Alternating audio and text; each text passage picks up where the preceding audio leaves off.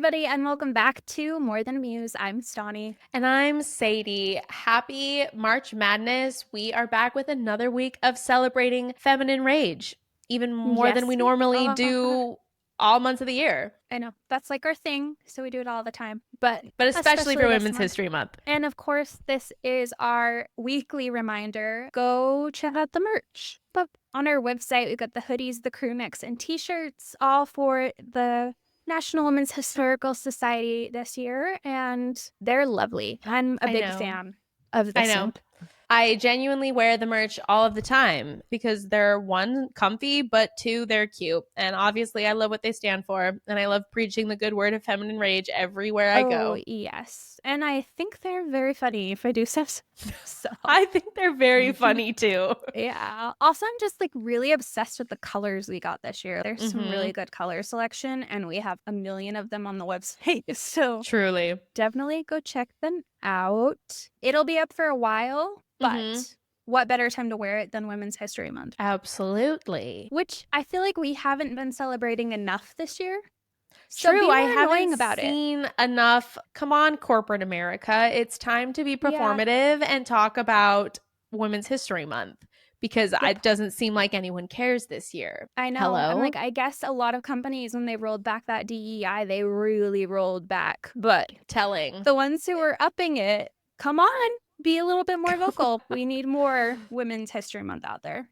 Or at least we're here to fill in the gaps. So that's true for us. Yes. Happy to be here. Yes. Anyways, today's topic is fun because we're talking about mass hysteria or mass psychogenic disorder, which is apparently a real thing. And it's an interesting thing to talk about because some of the cases that we're going to talk about of like different times where this mass hysteria might be applied. It was interesting reading the stories because a lot of the times it was like, oh, it was just mass hysteria. And part of me is like, but what if there really was something really wrong? Granted, mass hysteria doesn't mean that there wasn't something actually wrong, but it's tricky when it's a very common thing for women to have physical ailments and people just to say, oh, you're being dramatic, it's all in your head. Like that's a very unfortunate thing that happens in the world of women's healthcare. And so that was like the double-edged sword here where it was like at a certain point with some of these things, they did all of these tests and they weren't able to find anything. And so perhaps it really is just mass hysteria. But I wanted to put an asterisk in of, but maybe it wasn't. And like maybe they just never were able to figure out whatever the physical ailment was that caused this for the different times that it was like physical symptoms that was manifesting. No, that's a good point. Also, like I did find an article that we'll talk a little bit more at the end from Psychology Today that discusses the fact that strangely, mass hysteria generally tends to affect women way more.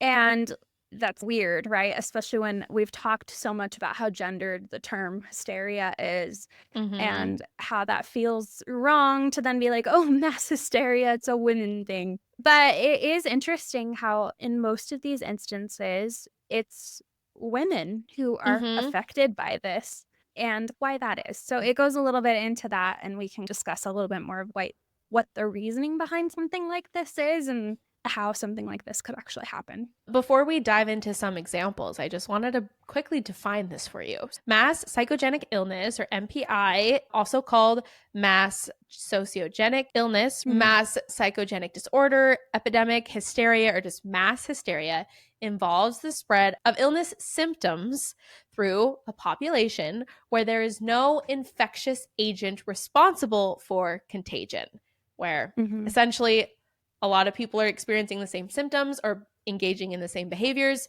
but there's not actually a known scientific reason why. There's not like a virus that people are catching or anything like that, but it is spreading. Yeah, like they can't tie it back to anything actually physical in any way.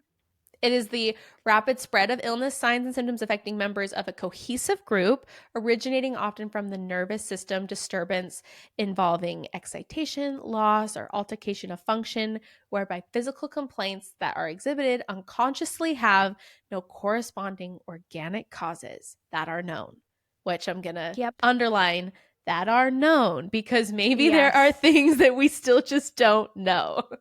And, like, our mind is a weird place. No, Totally. like, they've just barely started figuring out mental disorders like depression and anxiety and everything, like, how many years ago?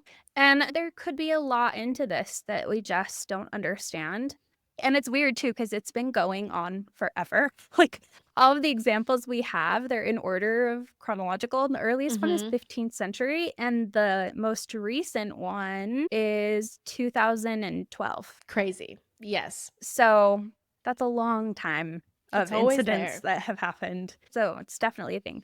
Also, I did see something that I thought was interesting before we get into this, of recognizing that mass hysteria and how it's sometimes described and other forms of mass hysteria are very different. I guess I should say mass psychogenic disorder and mass hysteria.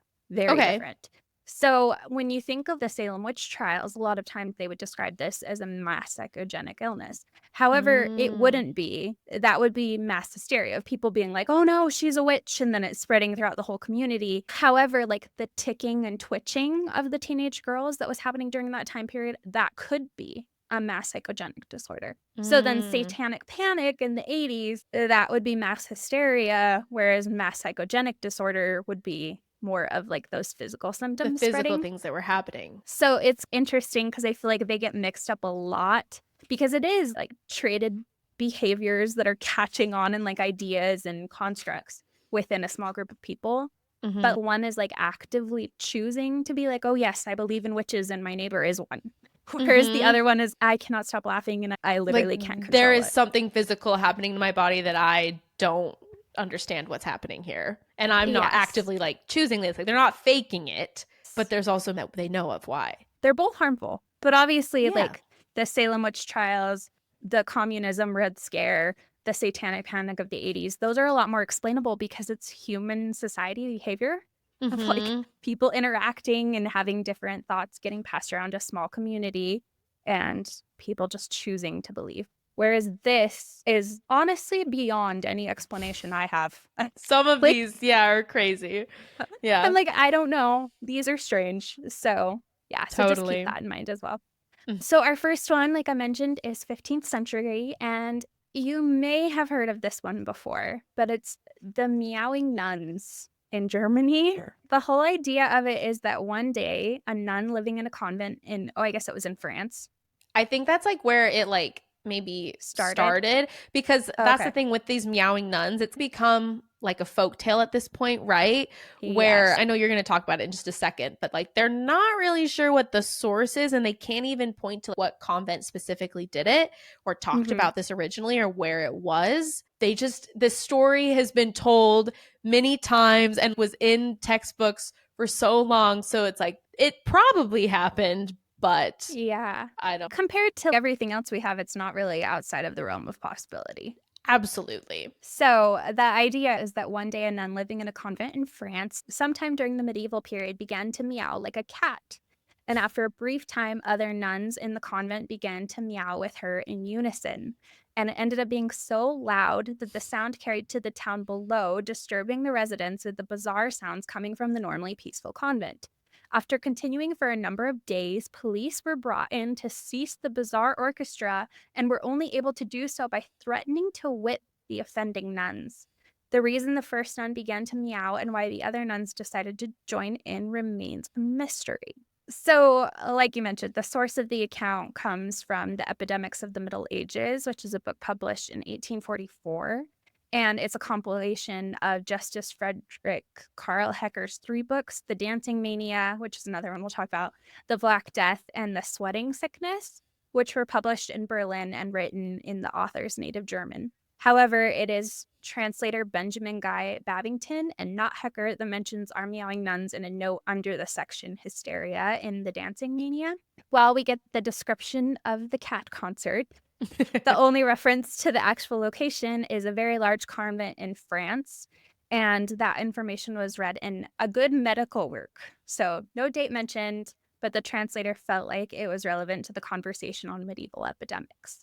which probably. Fair. So we assume it occurred at some point between 500 and 1500 CE. It isn't out of the question that Babington did read about it in a medical text at some point in his career. And as the son of a physician, he studied medicine at Guy's Hospital and Pembroke College in Cambridge, where he received his doctorate, and also went on to lecture at the Royal College of Physicians and was the president of numerous medical societies. This isn't just like some random guy. Like, he was a very decorated doctor. Based on his translator's preface in The Epidemics of the Middle Ages, he had a keen interest in pandemics and was passionate about Heger's work. It's just frustrating that he didn't cite his sources. I compare like a junior high teacher, like, how dare you?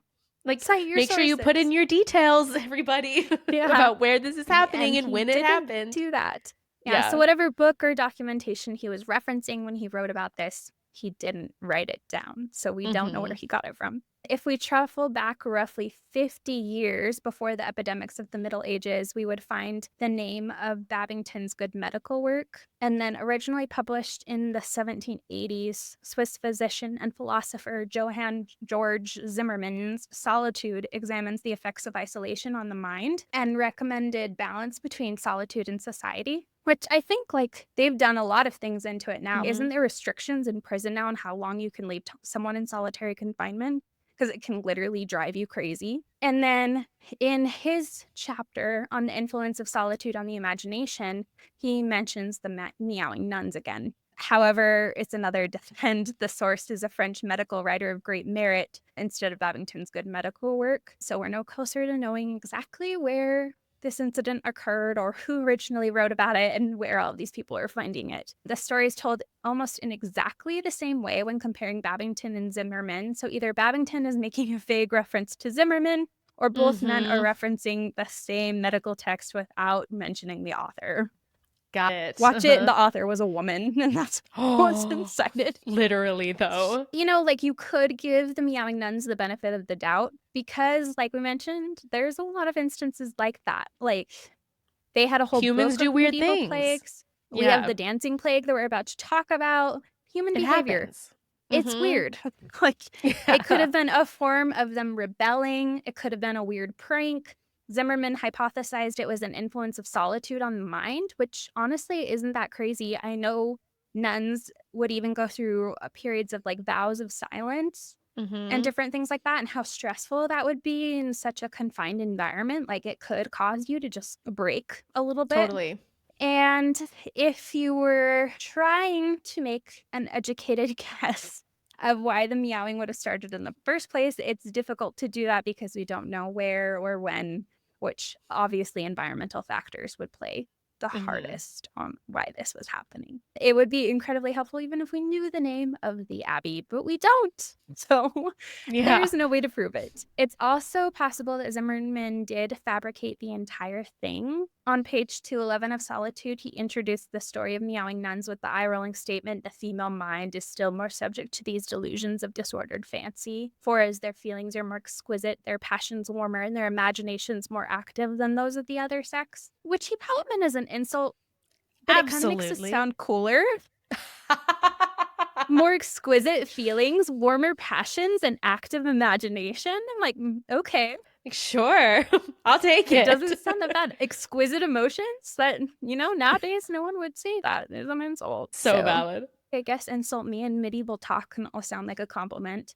And so by creating this story of meowing nuns, it would be a way to drive his point home that women specifically are like, see how crazy this is? Yeah. There's like a whole group of women living alone together, and then they started meowing like cats. And of course they would, because they're women. It also helps that he pairs the tale of meowing nuns with an account of nuns biting each other all over Germany, which is also referenced by Babington. I didn't actually see that one come up in research. So apparently nuns just... Yes, but I've heard a lot about the meowing nuns. So I don't know. I'm more likely to believe that one, especially I think it's true. As the episode goes on with the other tales that we will tell.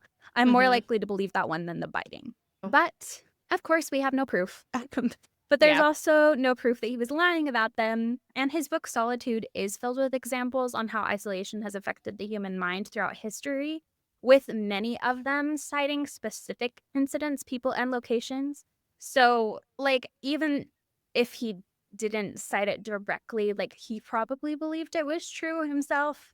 Totally. I think because it would be weird for him writing like a medical textbook to then be and like, then I'm going to slide in a lie. Except for this one is the untrue one. Yeah. But obviously we just don't know on that one. But I don't think it's outside of the realm of possibility to believe that a bunch of nuns going through some sort of stressful event started meowing like cats. Started meowing. Yeah. I think that's so valid. Okay, this is the dancing plague of 1518. So in Strasbourg, France, dozens of people who were mostly women began dancing uncontrollably for days, some until they collapsed or died. The cause, of course, remains unclear as to why, but the outbreak began in July of 1518 when a woman named Frau Trophy began to dance fervently and uncontrollably in a street. According to someone named Ned Pennant Ray, Frau Trophy had started dancing on July 14th on the narrow cobbled street outside her half-timbered home. As far as we can tell, she had no musical accompaniment, but simply began to dance. Some of those who had witnessed her strange performance had begun to mimic her, and within days, more than 30 choreomaniacs were in motion, some so monomanically that only death would have the power to intervene. Apparently, this woman kept up the constant dancing for a week. Soon, 36 others joined. By August, the dancing plague had claimed 400 victims. Dancers were beginning to collapse, and it is said that they maybe died from stroke or even heart attack. The victims' movement were described as spasmodic with convulsions, and their bodies were left drenched in sweat. Their arms would thrash violently, and some noted that their eyes were vacant and expressionless. Blood would pool in their swollen feet, and they would eventually bleed into their shoes. Often, there would also be cries for help from the affected. If the victims did not succumb to a heart attack, they would collapse from extreme exhaustion, hunger, and thirst. There is apparently as many as 15 deaths per day during the outbreak's peak, but the final number of fatalities is unknown today. No one really knew what caused this reaction, which meant, of course, no one knew how to fix it. But by early September, the outbreak began to subside when the dancers were sent to a mountain shrine to pray for absolution. There's some controversy that kind of exists about whether there actually were people that ultimately did dance to their death, because some sources claim that for a period the plague, like I said, killed around 15 people per day, but the sources of the city at the time of the events did not mention the number of deaths or even said if there were fatalities. There don't appear to be any sources related to the events that make note of them. I don't know if that's just something that has been exaggerated over time, because you would think that if people were dying that they would make note of that, but also maybe they were like so ashamed of what was happening that they didn't want to like point that out too far. Plus, I'm like, that's disruptive to have your entire town dancing. Like, maybe they just 400 didn't have people time to total it up. And also, like, it could just be the fact that this was the 1500s as well. Yeah, because like how many records truly are we still don't from have there? that many. But of course, like if there were truly 15 people dying per day, like, you know, that could put it up to the hundreds of people who passed away from this. What was interesting to me is to learn is that some people believe that the dancing could have been brought on by food poisoning caused by the toxic and psychoactive chemical products of ergo fungi or ergotism, which grows commonly on grains such as rye used for breaking bread. And it's the main psychoactive product that's very closely related to the drug LSD and the substance for which LSD, which I was going to say is the same fungus that maybe was the reason for the girls acting out that caused the Salem witch trials scare. So, man, everyone back in the day was just doing LSD. Yeah, it would maybe make sense that they had this happen to them, and that's like an actual potential reason for this mass breakout, and it would make sense as to why it was happening in one town, and maybe something got triggered. I was gonna bring this up for sure at the end, but I feel like I keep thinking about it.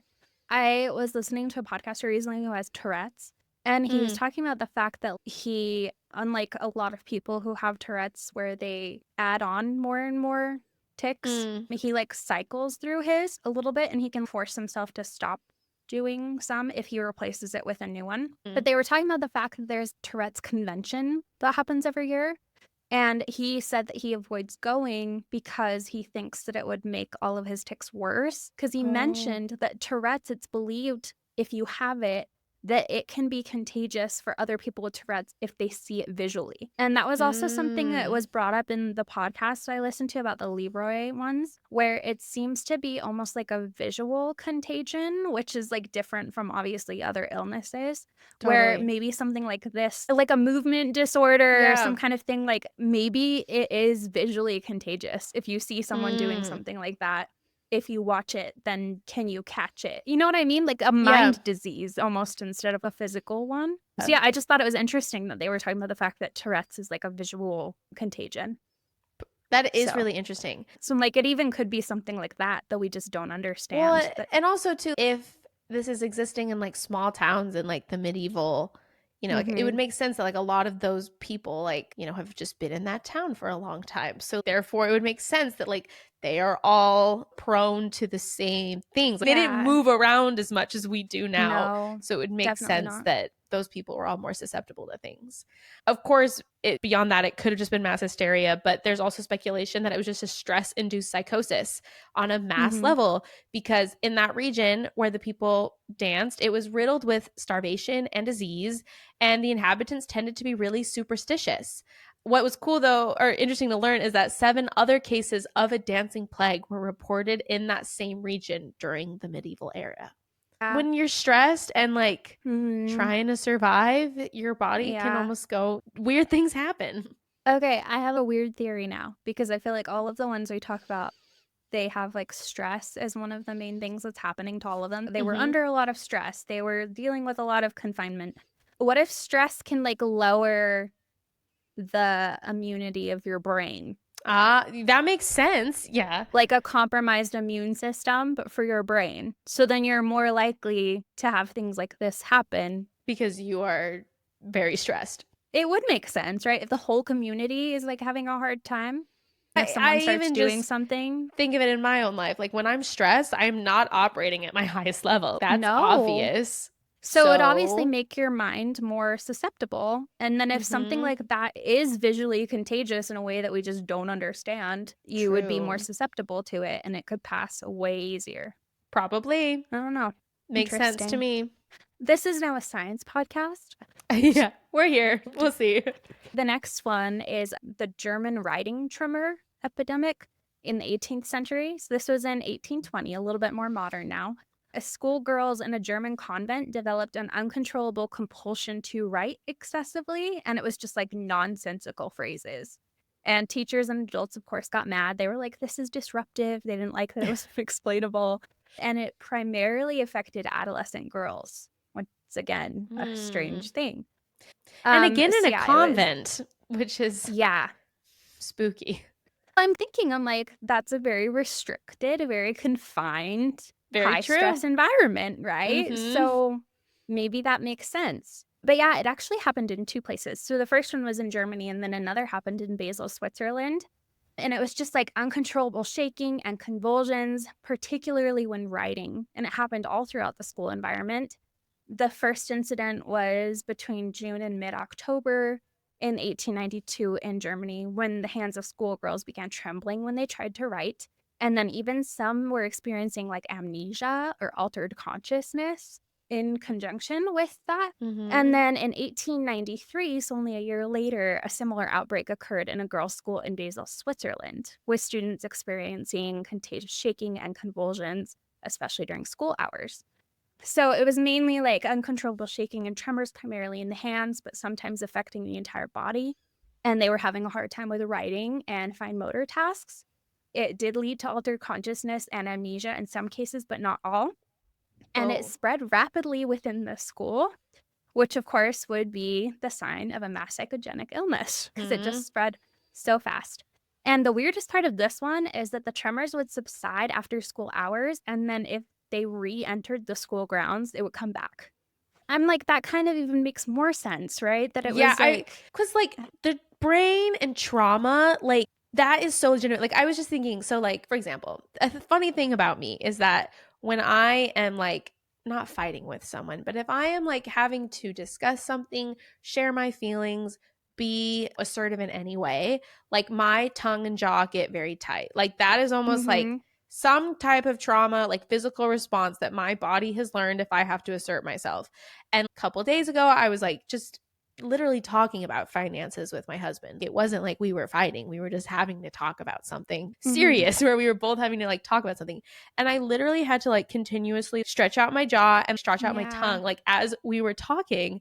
And he's like, why are you doing that? I'm like, that's because I'm stressed. I'm trying to like battle this out in my body right now in live time. And it was just interesting for me to realize like how these physical symptoms inside of me were like, I wasn't controlling it. And also I wasn't even actually in any danger in that moment. Obviously, my body was going into some type of response mode, even though I wasn't actually in the environment currently where I needed to be doing that.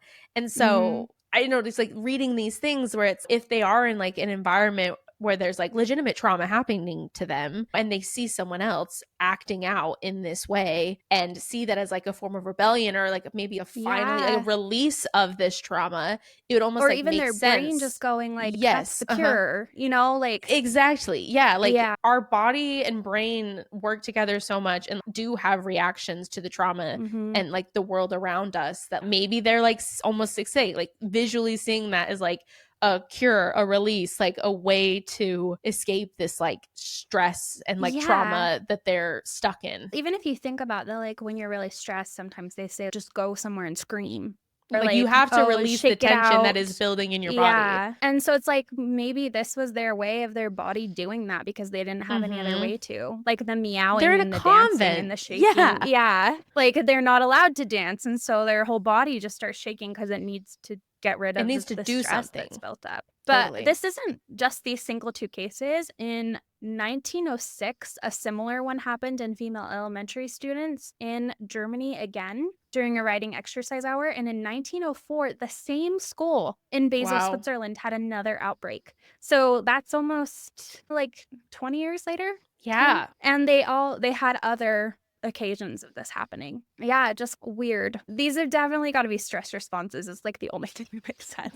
Totally. If you're in a boarding school. Yeah, especially like a religious school. I think they're notorious for some like fishy kind of punishments that went on for way too long. It makes sense that a like high stress environment would cause something like this to happen. This one is very interesting. This is the Halifax slasher in 1938, where in England, Halifax, England, reports of a mysterious attacker slashing women with razors led to a widespread panic that was later revealed to be pretty much just a case of mass hysteria because there was no real attacker. And the women were primarily the victims of this, which like I think is like very much a reflection of their fears and their own vulnerability. We'll go into that.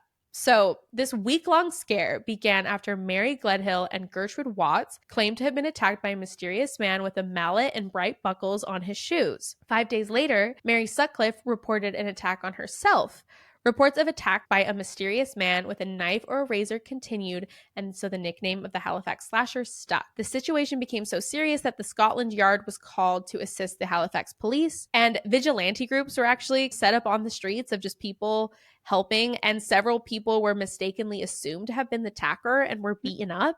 Business in the town was pretty much completely shut down because of this attacker, and there was a rewards up for the attacker that were promised. So many reports came of more attacks in nearby cities and everything like that. Like this panic just spread so much that these vigilante gangs were roaming the streets of the town. And after a woman named Hilda Lodge was attacked, Clifford Edwards, who was a local man who had gone to help, was later accused of being the slasher himself. Oh gosh. So soon, a mob had gathered, and after they had started to chant for his death, police had to escort him home. Oh my gosh. So in the evening of November 29th, Percy Waddington, who had reported an attack, admitted that he had inflicted the damage upon himself. And so then others soon made similar admissions. And therefore, they eventually concluded that there was actually no real slasher attacks. 5 local people were charged with public mischief. I'm assuming after all these vigilante groups, they were like, okay, no need to have done this. That's interesting, though, that this one is such a mix between the two kinds of mass hysteria we talked about, where like something was happening like physically, but then also like this mob mentality totally at the same time. December 2nd of that year, their newspaper ran the story saying, "Carry on, Halifax. The slasher scare is over. The theory that a half-crazed, wild-eyed man had been wandering around attacking helpless women in dark streets is exploded. There never was, nor is there likely to be any real danger to the general public. There is no doubt that following certain happenings, public feeling has grown, and that many small incidences have been magnified in the public mind until a real state of alarm was caused. This assurance that there is no real cause for alarm, in short, no properly authenticated wholesale attacks by such a person as the boogeyman known as the slasher, should allay the public fear." What is interesting, though, is that Halifax had suffered from slasher attacks before, when in 1927, James Leonard was convicted of stalking and slashing the clothes of 6 women in the town.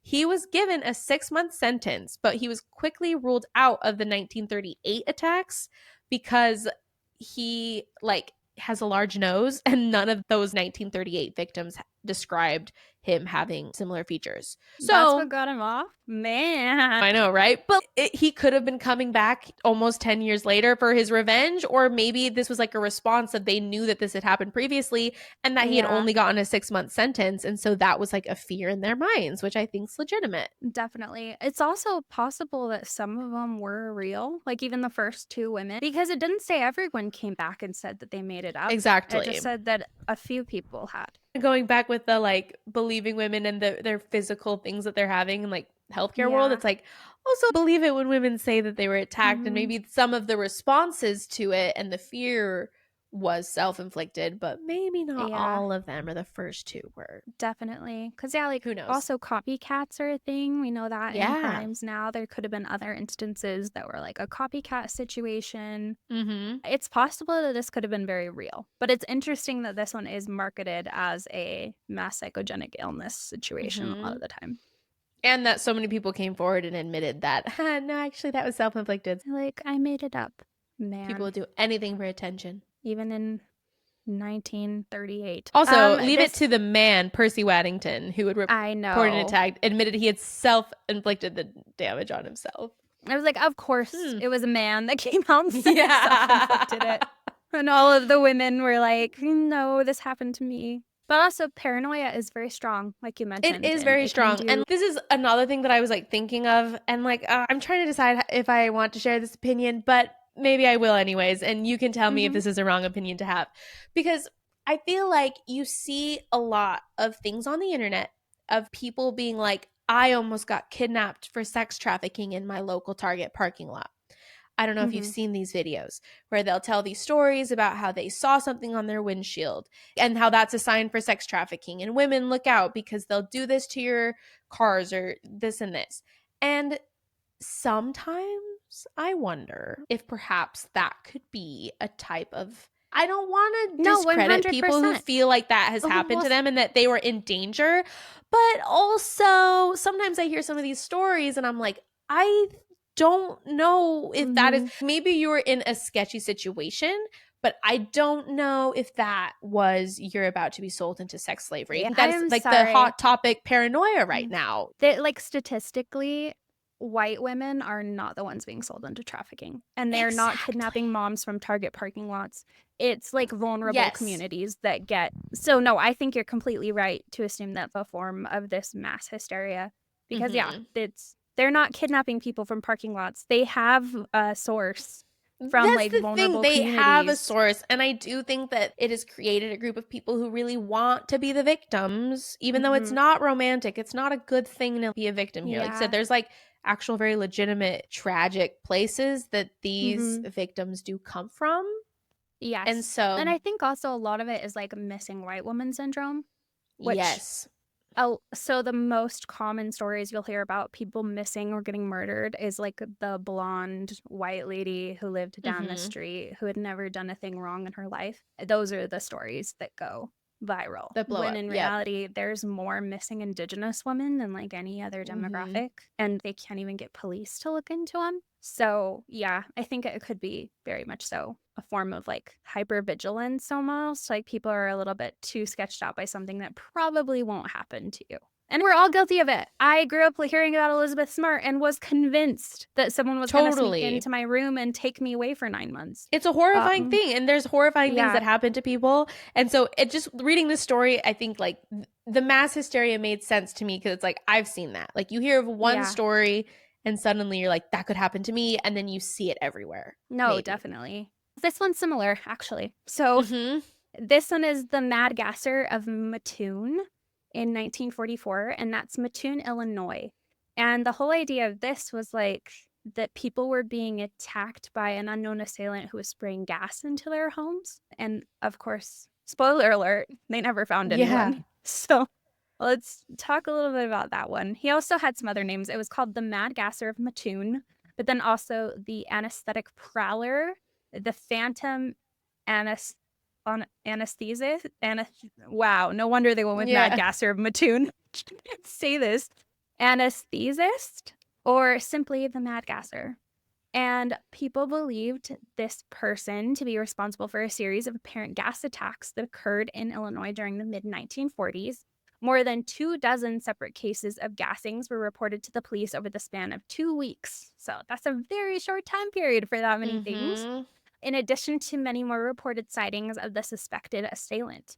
The Gasser's supposed victims reported smelling strange odors in their homes, which were soon followed by symptoms such as paralysis of the legs, coughing, nausea, and vomiting. No one died or had serious medical consequences as a result of the gas attacks, which I think is probably the most notable thing that makes it like, okay, no one was getting gassed.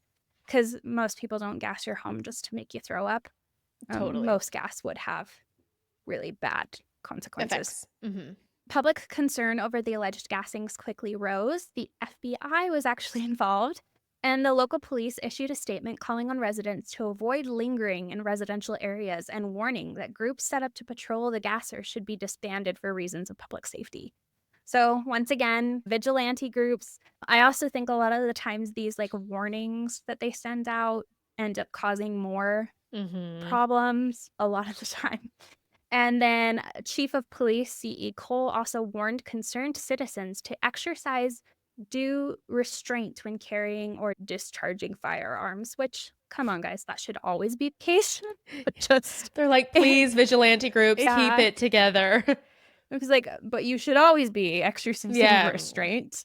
Goodness. Literally. During this period, there was also an increase in physical evidence of attacks being reported, ranging from footprints allegedly being discovered underneath windows to tears being found in window screens. And by September 12th, local police had received so many false alarms, mostly from citizens believing that they smelled gas or that they had seen a prowler, that they reduced the priority afforded to gasser reports and announced that the entire incident was likely the result of explainable occurrences exacerbated by public fears and of the sign of the anxiety felt by women while local men were on war service. Yeah, just blame it on the women. After the police announcement, gasser reports declined, and the only incident of arguable note after that date was the case of Bertha Birch, who claimed she saw a gasser who was a woman dressed as a man, which is interesting. Of course, almost 2 weeks after these attacks began, the local commissioner of public health, Thomas Wright, announced there had been several gassing incidents, but that many instances were likely due to hysteria. So residents hearing of alarming events, then panicking when confronted by an out-of-place odor or a shadow at the window. If you're already in that state of hypervigilance, like we said, like if you're scared of it, you're gonna start seeing it everywhere. Yes, exactly. There is no doubt that a gas maniac exists and has made many attacks, but many of the reported attacks are nothing more than hysteria. Fear of the gas man is entirely out of proportion to the menace of the relatively harmless gas he's spraying. The whole town is sick with hysteria. That's funny. On September 12th, the police chief, of course, made his statement and even said that the reported incidents had probably been triggered by chemicals carried on the wind from nearby industrial facilities, which would exacerbate the public panic because it's weird smells coming from places that you're not used to. And then this diagnosis was given more validity in 1945 when the Journal of Abnormal and Social Psychology published The Phantom Anesthesist of Mattoon, a field study on mass hysteria by Donald Johnson, which documented the Mattoon incident as a case study in mass hysteria. And in 1959, his opinion was seconded by psychologist James Chaplin and went on to form the basis of several subsequent studies of the phenomena of mass hysteria itself. Crazy. So, and they're not wrong. Yeah. That was a stressful time for the whole country, whole world, dare I say. Yeah.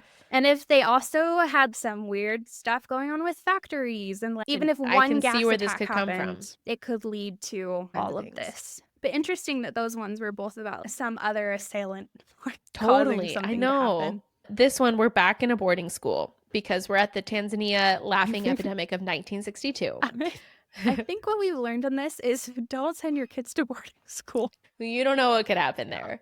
But this laughing epidemic began on January 30th, 1962 at a mission-run boarding school for girls. And it started with 3 girls where they basically just started uncontrollably laughing. And it spread throughout the school, affecting 95 of the 159 pupils that were between the ages of 12 to 18. The symptoms lasted from a few hours to 16 days, averaging around 7 days for all of the students. The teaching staff was unaffected and reported that students were unable to concentrate on their lessons. The first outbreak lasted roughly 48 days, and the school was forced to close. And then it reopened on May 21st. And then a second phase of the outbreak affected an additional 57 pupils. The all-girl boarding school reclosed at the end of June because they could not stop laughing. Many of the symptoms experienced were stress-induced due to various external factors. The stress and anxiety that provoke mass hysteria outbreaks are reactions to perceived threats, cultural transitions, instances of uncertainty, and social stressors. And also, they're just young adolescent children. So I feel like a lot of it could just be these young kids not having the appropriate coping skills to manage such stresses and anxieties of being in this whole new environment. And maybe also the want to fit in as an adolescent, right? Where it's you want to blend into the group. It's almost like a survival skill, right? Yeah. So maybe that makes them even more vulnerable to this visual contagion. Yeah. Plus, in general, I think laughing is just a very contagious thing, right? Yeah, absolutely. Yeah. It would be really hard if everyone around you started uncontrollably laughing to not also have that happen. Have you ever had the moments where you're laughing and you just can't stop? It just becomes, and it takes a lot for it to end. Yeah, absolutely. This one, yeah. And then when there's someone joining you in that laughter, it just goes on even longer. It gets worse. Yeah, absolutely. And it's painful. I just think it's so funny that they literally were close the schools. Mm-hmm. We can't take this. It makes me laugh. I think it proves even more they didn't solve the problem though, because they close it and then reopen it, and then there's a second phase of the outbreak. So it's obviously whatever was causing this didn't go away. You didn't fix the issue. Not at all. But anyways, I thought that was so funny. I'm also going to talk about the June bug epidemic of 1962 as well. So this June bug epidemic serves as basically a classic example of the historical contagion because in 1962, a mysterious disease broke out in a dressmaking department of a U.S. textile factory. The symptoms included numbness, nausea, dizziness, and vomiting, which is all stress symptoms, I feel. But also very similar to that gassing incident. Nausea, dizziness, vomiting. Yeah. And it is stress reactions. Word of a bug in the factory that would bite its victims and cause them to develop the above symptoms spread very quickly. Soon, 62 employees developed this mysterious illness, some of whom were actually hospitalized. And the news media reported on the case after research by company physicians and experts from the U.S. Public Health Service of Communicable Disease Center. It was concluded that the case was just one of mass hysteria because the researchers believe some workers were bitten by the bug. Anxiety was actually probably the cause of these symptoms because there was no evidence that was ever found that for a bug that could cause these flu-like symptoms, and not all the workers had proof of these bites. Really, I think it was just that the environment was quite stressful because the plant had recently opened, was very busy, and organization wasn't very good. And Most of the victims reported high stress levels in their lives. So it seems that's what was happening here. Of the 62 employees that reported symptoms, 59 worked on the first shift, 58 worked in the same area, and 50 of the 62 cases occurred in the 2 consecutive days after the media supposedly sensationalized the event. So most of the employees who became sick took time off then to recuperate. Yep. Makes sense. Which you'll notice the pattern in all of these. I hope that there is a psychology student who's listening to this right now and is like, yes, my dissertation. Because this would be come tell us good. More. And dive into this. How cool is this? Yeah, this would be like so good because for someone it's like, it's not like people are lying and faking it. Like, I don't think that the reason was them being all a bunch of liars. That so legitimate. Fun. Like, not everyone's just going to go and throw up to get a day off of work. Plus, they probably didn't get paid for a day off. So true. Yeah. Same with dancing yourself to the point of exhaustion. No one's doing that for fun. None of these things are fun. So yeah, I think it is like a legitimate contagion in some way with all of them.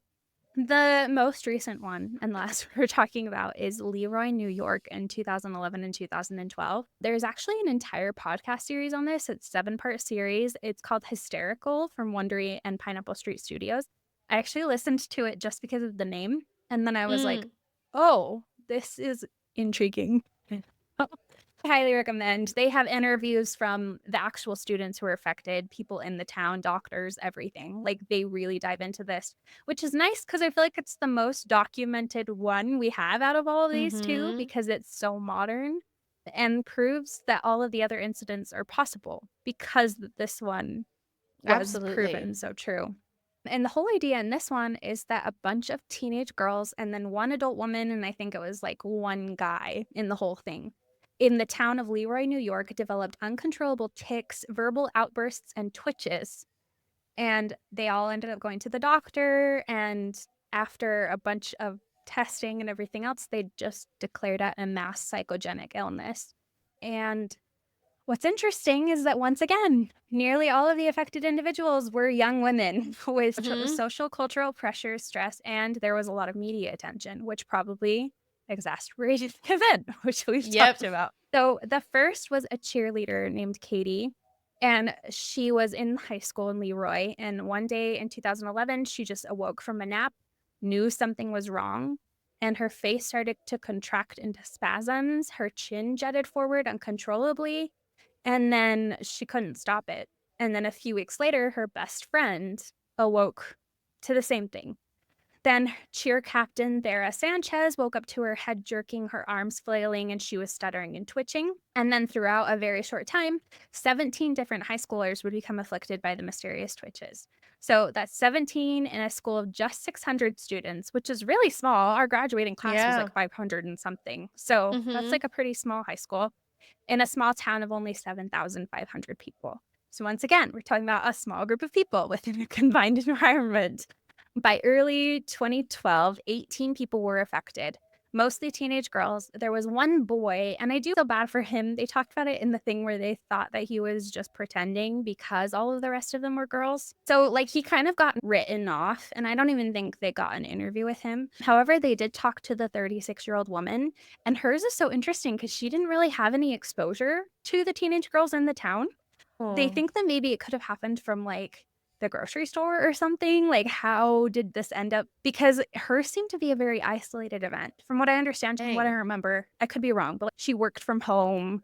Like, she didn't have a kid. She wasn't like a teacher or coach or anything. So hers felt really weird. And that was one of the reasons why they started to think that it was like the water or some kind of other thing, because like, how did she get it if it wasn't? Yeah, totally. So very interesting. But there were even some like more serious symptoms: numbness in legs, fainting spells, things that felt a little bit more intense. One student, Chelsea, told CBS, "I hate when it happens because my body is sore. Sometimes it gets me to the point where I want to cry from twitching so much."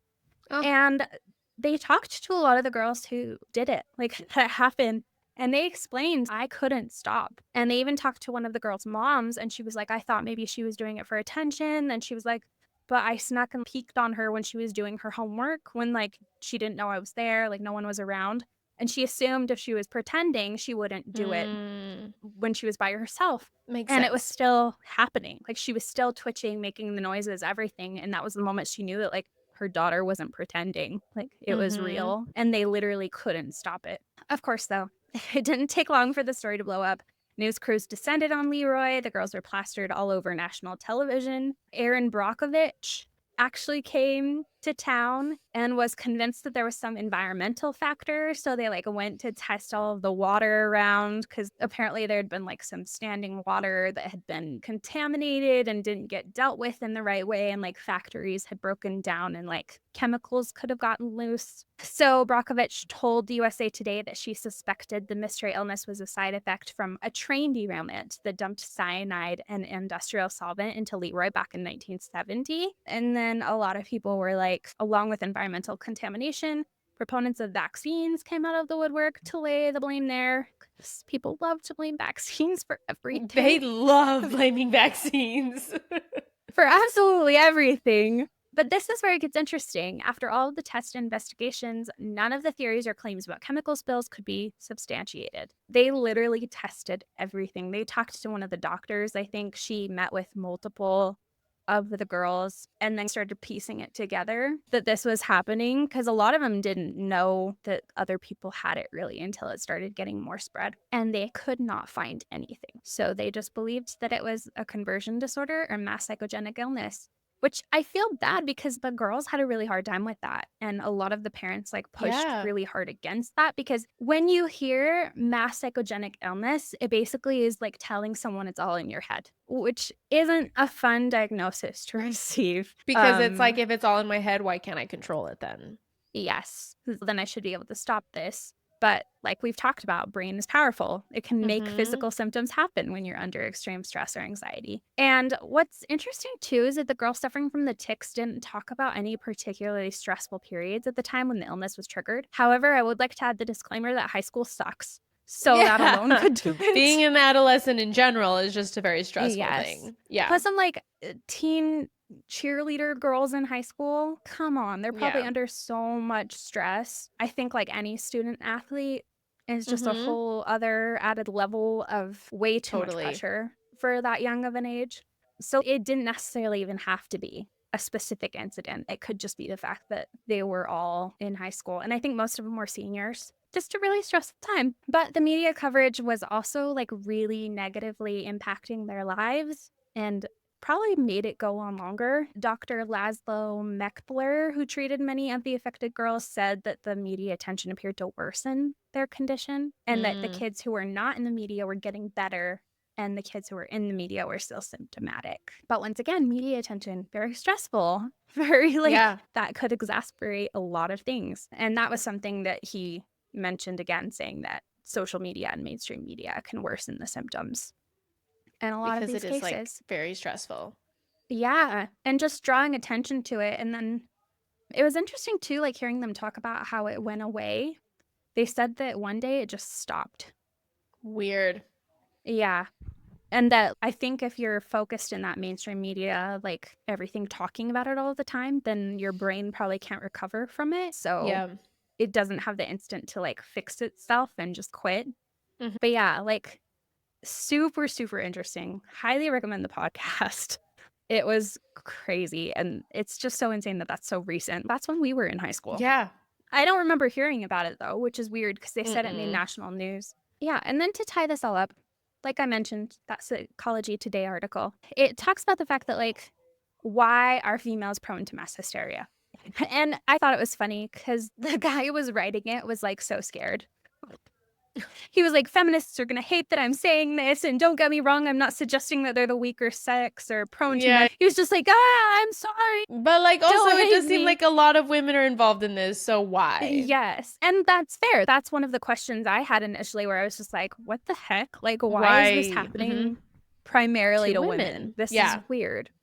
And so he talks about the fact that you can even compare it to a pacifist whose arm freezes when trying to fire a gun in combat, or the witness to an atrocity who experiences temporary blindness, where they can prove that their eyes are in perfect working order. The pacifist, like their hands work just fine, but like they aren't capable of doing something. or like remembering something, like it is a trauma response. And that could be something that just spreads within a group in a weird way. He said to compare it to a placebo effect in reverse.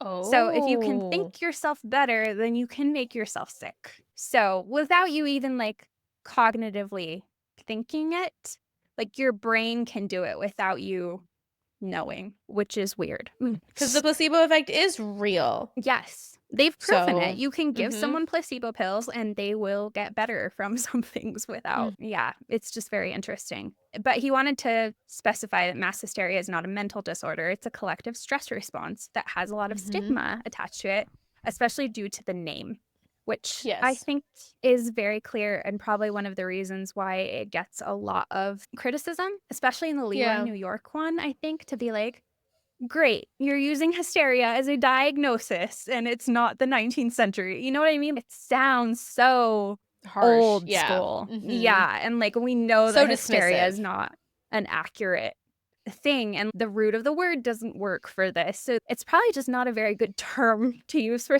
but that's what a lot of people do. And then what's interesting about this, so he said that there's two explanations for these like mass psychogenic illnesses.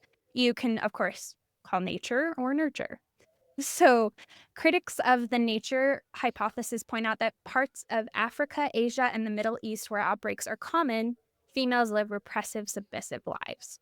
And that's where a lot of these happen, Tanzania and many others. They're often told who they can marry. They have to get permission from their husband just to leave the home. But a Canadian psychiatrist believes that it has more to do with the biology of women than the treatment of women in society. They apparently analyzed 45 school outbreaks from around the world and found that girls near puberty are the most frequently affected. She observed that outbreaks in Western schools affect girls about the same rate as those in other parts of the world that are more repressive, which is really interesting. So even though social conditions are fairly uniform for both sexes in the United States, you would assume, like you'd hope. Theoretically, yeah. But many psychogenic conditions are more common in women despite that, including individual cases of conversion disorder and global hysteria. I don't know how to say that, but it's like a feeling of a lump in the throat that produces a sensation of choking. It's more common in women. So interesting that the rate is about the same regardless of where you live for teenage girls.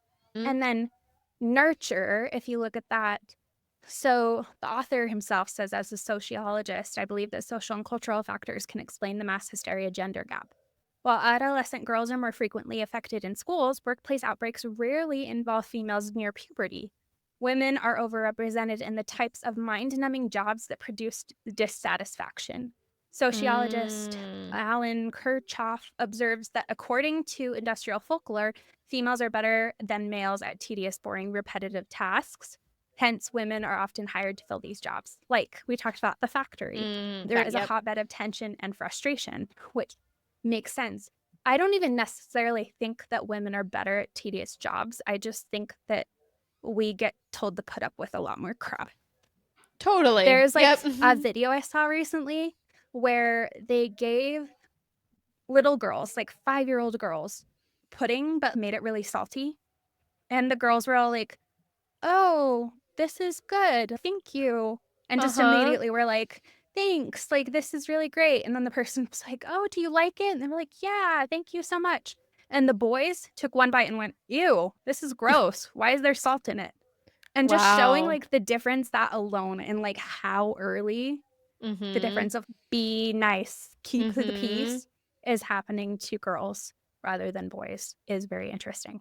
So I think even that has to do with this. But Western women are socialized to cope with stress differently than women are more likely to talk to each other about their symptoms, which can also spread outbreaks, which makes sense. They're communicating about it a lot more often. It's also well known that women are more likely to seek medical attention than men, which is sad because I feel like women are also ignored more often in medical situations. And then similar female character traits are evident in most non-Western countries. So those traits tend to happen worldwide, which is also really interesting. Working women may also experience gender role strain and conflict arising from having to balance the demands of traditional domestic duties along with work, which I feel like is a universal sadly. Yeah. Close-knit groups under great stress enter trance and possession states where they can do and say things that they ordinarily would not get away with, thought to be in the company of gods and spirits.